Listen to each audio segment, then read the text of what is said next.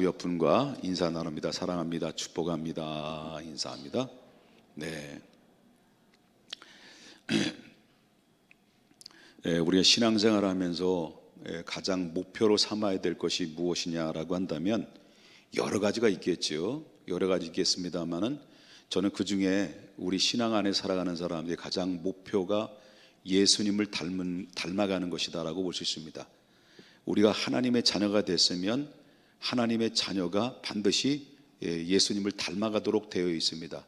다시 말한다면 바로 한 아이가 탄생을 하게 되면 점점 가면 갈수록 누구를 닮아갑니까? 바로 아빠, 엄마의 목소리, 그 행동, 그 감정, 그 말투 모든 것을 닮아가죠. 그 바로 뭐냐면 자녀로서의 부모의 관계를 통해서 바로 이 유전자가 결국은 거기에 DNA가 부모의 DNA가 자녀들에게 흐르고 있는 것처럼 영적인 DNA도 있다는 겁니다. 예수 그리스도를 믿고 하나님의 자녀가 되면 반드시 누구를 닮아가게 되어 있습니까? 그리스도의 형상을 닮아갈 수밖에 없다라는 거죠. 그렇기 때문에 우리의 삶의 목표는 항상 어디에 둬야 되냐면 내가 그리스도를 닮아가는 것이다 라고 하는 것입니다. 그럼 그리스도를 닮아가는 것이 무엇이냐라고 할 때 여러 가지 그리스도를 닮아가는 과정들이 있고 방법도 있지만, 그러나 제가 말씀드리고 싶은 것은 예수님 닮는다라고 하는 것은 뭘 의미하냐, 바로 예수님처럼 용서하는 사람이라는 겁니다. 다시 말한다면 예수님께서 인류를 향하여 십자가의 대속에 피 흘려 죽으셨을 때 그를 찔렀던 자들, 그를 핍박했던 자들, 그리고 조롱하던 자들, 이런 자들을 향해서 예수님이 십자가상에서 무슨 기도를 했습니까? 아버지여 저들의 죄를 사하여 주시옵소서. 저들의 죄를 알지 저들이 하는 일을 자기가 알지 못한다라고 하는 바로 십자가상에서 용서의 기도를 예수님이 한 적이 있어요.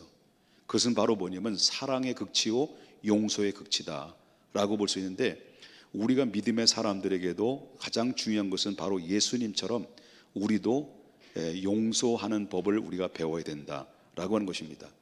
이와 같은 그리스도의 형상을 가장 정말 따라갔던 사람 중에 한 사람을 꼽는다고 한다면 사도행전에 나오는 말씀인데요, 스데반 집사님이라는 분을 아실 겁니다. 이 스데반 집사님이 복음을 증거하다가 유대인들의 미움을 받아서 돌에 맞아서 순교를 했죠. 순교를 하는 가운데 있을 때 바로 저들은 이 스데반이 어떤 기도를 하냐면 아버지여 저들의 죄를 용서해 달라고 기도를 합니다.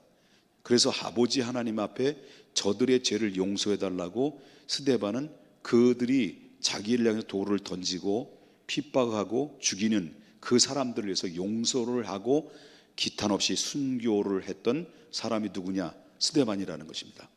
그렇기 때문에 우리가 믿음의 사람들은 항상 예수님처럼 우리 믿음의 선배들처럼 용서를 배우는 삶을 살아야 된다라고 하는 것이, 이것이 가장 예수님을 따르는 종들이고 예수님을 닮아가는 그리스도인이다라고 하는 것을 보게 된다라는 거죠. 자, 오늘 본문에 보게 되면 예수님과 베드로가 서로 대화를 나누는 장면이 나옵니다. 여기서 예수님과 대화를 나눈 장면 중에서 베드로가 예수님에게 용서에 관련된 이야기를 질문을 해요. 그래서 오늘 본문의 21절에 보니까 뭐라고 나냐면 형제가 내게 죄를 범하면, 불신자가 아닙니다. 그죠? 여기 나는 불신자가 아닙니다. 누굽니까?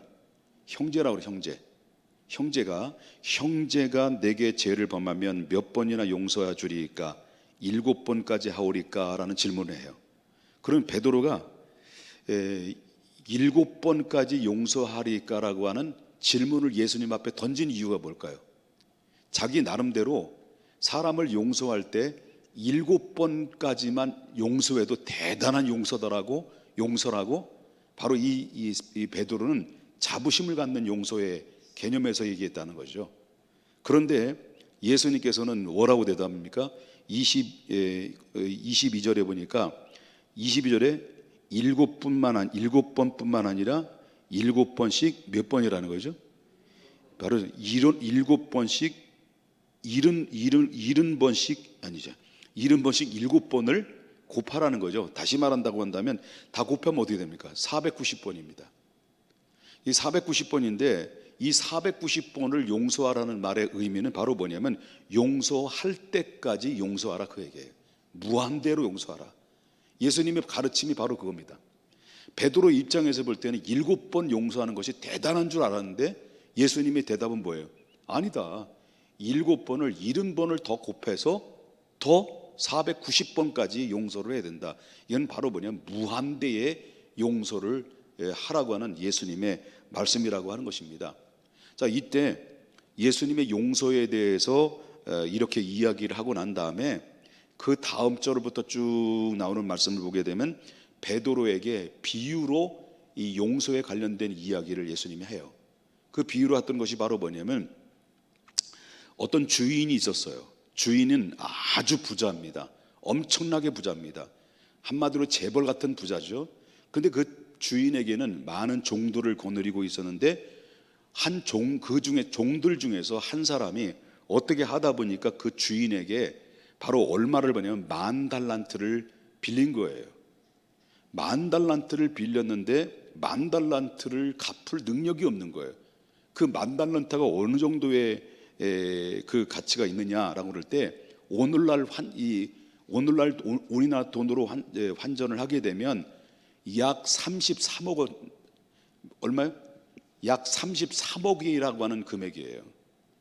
10,000달란트가. 그러니까 이 사람은 주인에게 죽었다 깨나도 이 10,000달란트를 갚을 능력이 없으니까 주인이 갚아라 라고 하니까 그 10,000달란트에 빚진 종이 뭐라고 이야기를 하냐면 26절에 보니까 내게 참으소서 다 갚으리다 라고 애골복골하면서 정말 눈물 질질 짜면서 사정 봐달라고 손바닥에 싹싹 빌면서 한 번만 봐주세요, 한 번만 참아주세요, 내가 다 갚겠습니다 라고 정말 측은한 마음으로 자기 주인에게 간청을 하죠.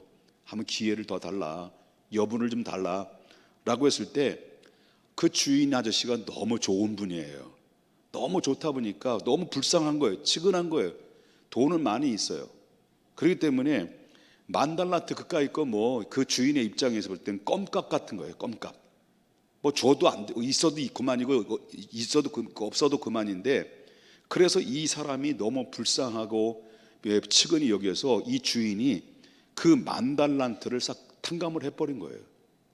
탕감을 해주니까 이 사람이 33억이라고 하는, 예를 3억은 33억이라고 하는 그 정도의 가치를 한꺼번에 탕감을 받았으면 그 빚의 탕감은 큰 거예요, 작은 거예요? 엄청나게 큰 거죠. 엄청나게 큰 거예요. 이 탕감을 받으면서 얼마나 기뻤을까요? 이 종이 이 평생 짐을 두고 내가 만약 이것이 이 빚을 10,000달란트를 갚지 못하면 그 내 후손들이 또 그걸 갚아야 되는 그런 대물림이 돼야 되는 상황인데 그거를 완전히 한꺼번에 딱 탕감을 받아버린 거예요. 그래서 기분 좋게 막 문을 딱 나오다가 그 주인집에서 문 밖으로 나오다가 딱 막다트린 한 사람이 있어요. 33억에 탕감받은 이 종에게 100데나리온을 빚진 자를 딱 만난 거예요. 얼마를 받은 거예요? 100데나리온의 빚을 진 사람을 딱 만난 거예요. 누가? 10,000달란트에 탕감받은 사람이 누구를 만나냐면 자기에게 100데나리온을 빚진 자를 만나게 된 거예요. 그래서 100데나리온이 어느 날 말한다면 오늘날 돈으로 이제 한 500만 원 정도 되는 거겠죠. 근데 딱 다시 말하면 10,000달란트를 탕감을 받고 문 밖에 딱 나오자마자 보니까 자기한테 100데나리온을 빚진 자를 딱 만나서 그 사람을 붙잡고 성경 멱살은 안 나와요. 멱살을 잡고 내 돈 내놔라 이 새끼야 하면서 너 안 냄시켜 이놈이, 그래 너 막 다구치는 거예요. 그러니까 자기가 10,000달란트의 주인에게 자기 했던 말대로 그 100데나리온을 빚진 자가 자기에게 뭐라고 말하냐면 29절에 보니까 나에게 참아줘서 내가 갚으리다 라고 사정을 하는 거예요. 정말 내 시간만 주세요 제발, 100데나리온을 내가 갚겠습니다 라고 막 사정을 했는데 그런데 이 주인이 바로 뭐냐면 33억을 빚을 탕감받은 이 주인이 500만 원을 갚지 못한 그 사람을 향해서 어디로 했습니까? 멱살을 붙잡고 멱살을 잡고 어디로 집어넣은 거예요? 감옥에다 집어넣어 버린 거예요. 그러니까 이 상황이 이 주변에 있었던 종들이 가만히 지켜보니까 기가 막힌 거예요. 자기는 10,000달란트를 탕감을 받았는데 고작 100데나리온의 탕감받은 100데나리온의 빚진 자를 용서하지 않고 용납하지 않고 빚을 안 갚는다고 해서 멱살을 잡고 내팽개치고 그리고 감옥에서 쳐서 집어넣는 이 광경들을 주변의 종들이 보니까 가관도 아니거든. 그래가지고 바로 그 종들이 주인에게 찾아가서 그 원 주인에게 찾아가서 이 사실을 알리게 된 겁니다. 그러니까 주인이 그 말을 듣고 그 말과 사정을 들으니까 주인이 입장에서 볼 때는 화가 날까 안 날까요? 아니 자기가 한 번만 살려달라 애골복걸해서 10,000달란트를 탕감해 줬더니 고작 100데나리온의 빚진 자를 용서하지 않고 용납하지 않고 그를 오히려 감옥에서 쳐서 집어넣어? 그러니까 이 화가 잔뜩 난 거예요. 이 주인이 노발대발하면서 그 종을 33억 탕감받은 그 종놈을 데려와라 라고 해가지고 그리고 이 종에게 이렇게 얘기를 한 거예요. 불러왔어요. 뭐라고 얘기했냐면 32절과 33절을 보겠습니다. 중반절에 보니까 악한 종아, 뭐라고 이의 주인이 그를 불러다가 말하되 이 악한 종아, 내가 빌기를 내게 내가 빚을 전부 탕감하여 주었거늘 내가 너를 불쌍히 여긴 것 같이 너도 100데나리온을 빚진 그 동료를 불쌍히 여김이 마땅하지 않으냐? 내가 너를 불쌍히 여겨서 33억을 탕감해 주는데 너에게 100데나리온을 빚진 그 자를 불쌍히 여기고 군인이 여기서 그를 탕감해 주는 것이 맞지 않느냐라고 하는 그런 이야기죠. 그래서 결국 어떻습니까? 그 주인이 그를 감옥에 가둬버린 거예요. 자, 예수님께서 이 하시고자 하는 베드로에게 비유를 통해서 하시고자 하는 말씀이 바로 뭐냐면 이 18장 35절을 보게 되면 뭐라고 나니까 읽어보겠습니다. 너희가 각각 중심으로 형제를 용서하지 아니하면 뭐라는 거예요? 내 천부께서도 너에게 이와 같이 하시리라. 여기서 예수님이 비유로 말씀하셨지만 이 비유의 그 주인이 누굴까요? 주인 누굴까요? 이해 안 되셔요? 예수님이 그 비유로 말씀하셨던 그 주인이 누굴까요? 하나님이시잖아요. 33억에 탕감받은 사람들은 누굴까요? 우리들 아닙니까? 우리들이에요. 여러분 33억 커요. 예? 엄청나게 크잖아요. 그러니까 하나님은 우리의 모든 죄를 용서해 주셨어요. 무엇을 통해서 용서해 주셨습니까? 우리가 지옥 갈 영혼들을 천국 백성으로 만들어 주신 거예요. 무엇을 통해서?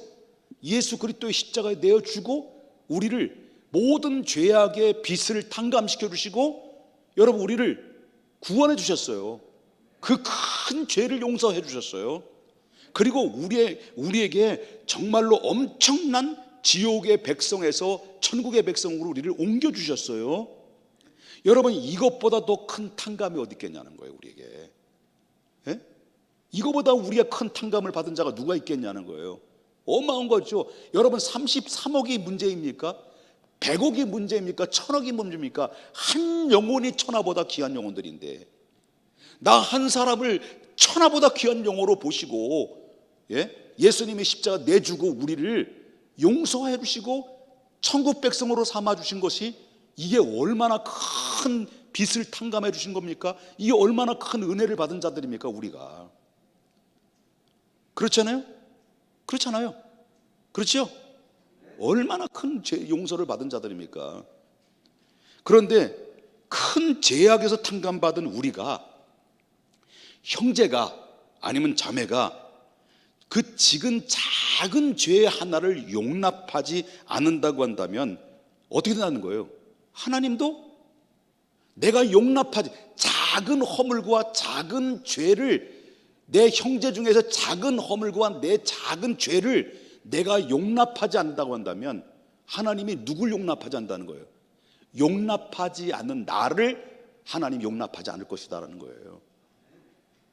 내가 얼마나 큰 죄의 덩어리를 가지고 있을 때 이 죄의 빚을 전부 다 탕감을 받은 자인데, 고까지 것 조금 나에게 상심을 하게 만들고 서운하게 만들고 섭섭하게 만들어 가지고 원수를 맺고 용납하지 않고 두고 보자, 그래가지고 뭡니까? 이게 일생 동안, 아니 10년 20년도 가는 사람도 있단 말이에요.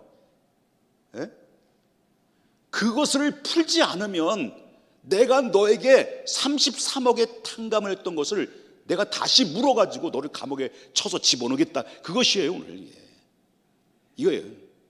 그만큼 용서라고 하는 거에 대해서 우리 주님이 얼마만큼 중요하게 다루고 있는가라는 것을 여기서 엿볼 수가 있다라고 하는 것을 보게 된다는 거죠.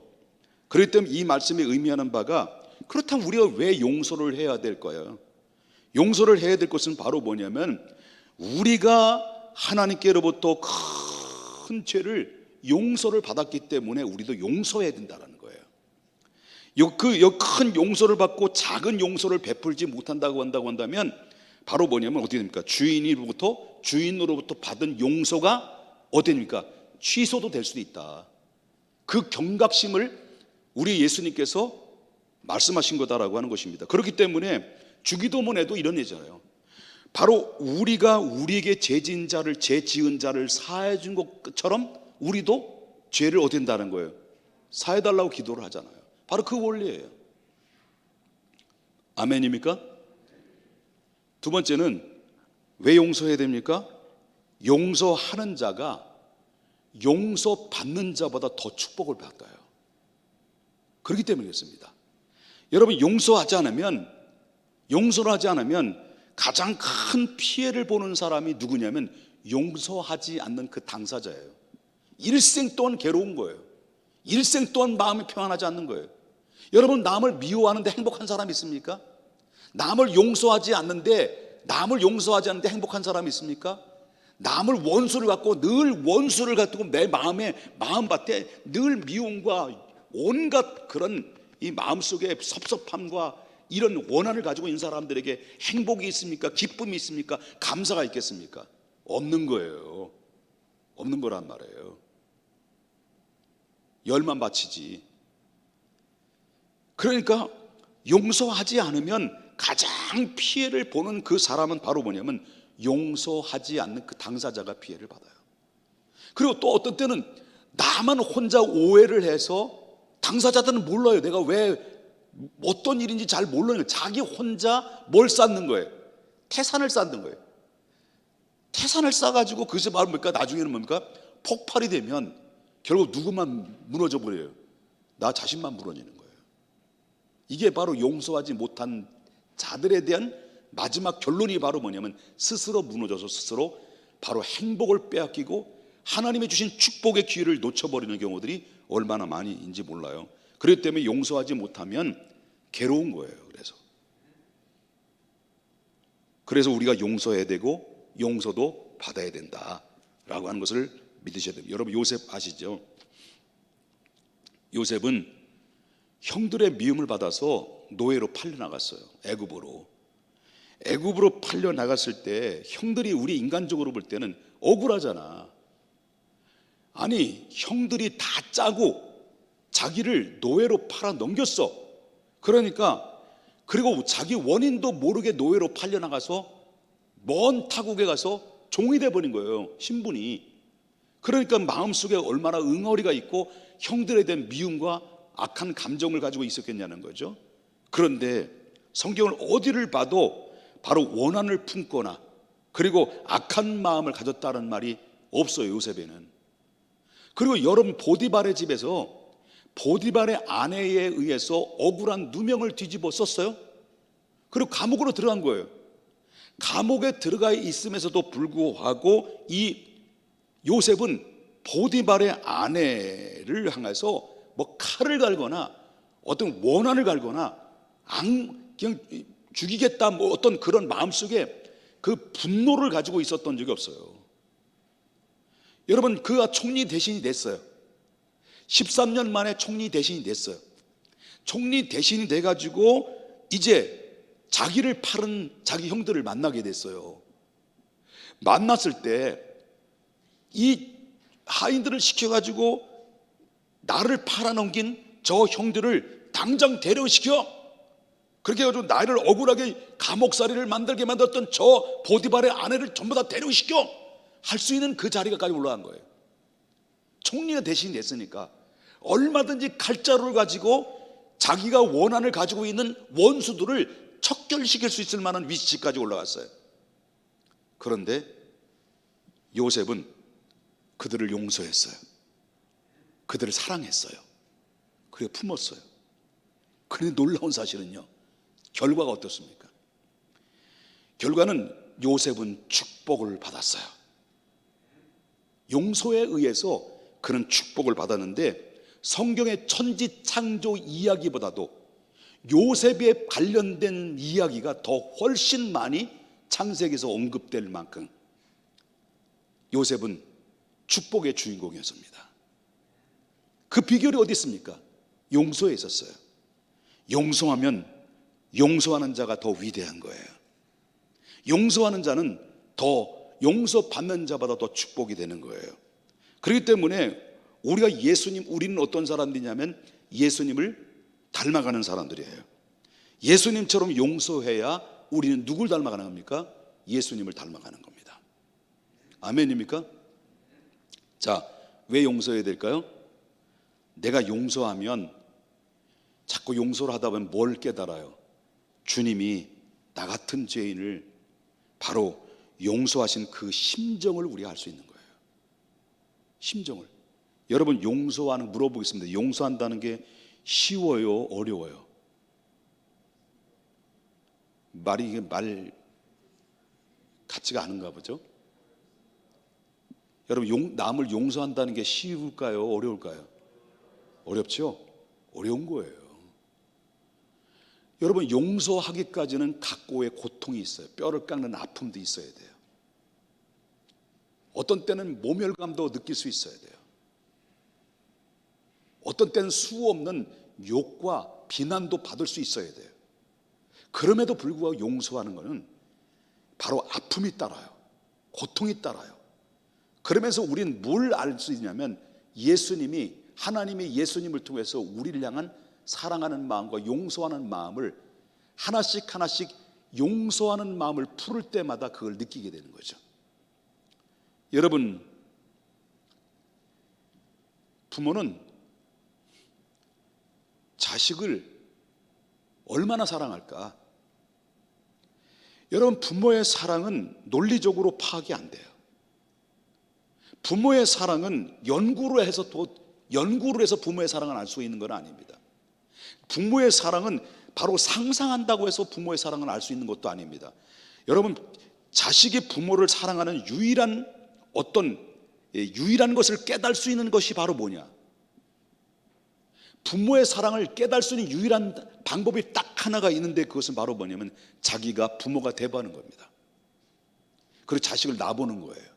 그래야 그 부모의 사랑을 알 수가 있다는 겁니다. 여러분, 우리도 마찬가지입니다. 하나님의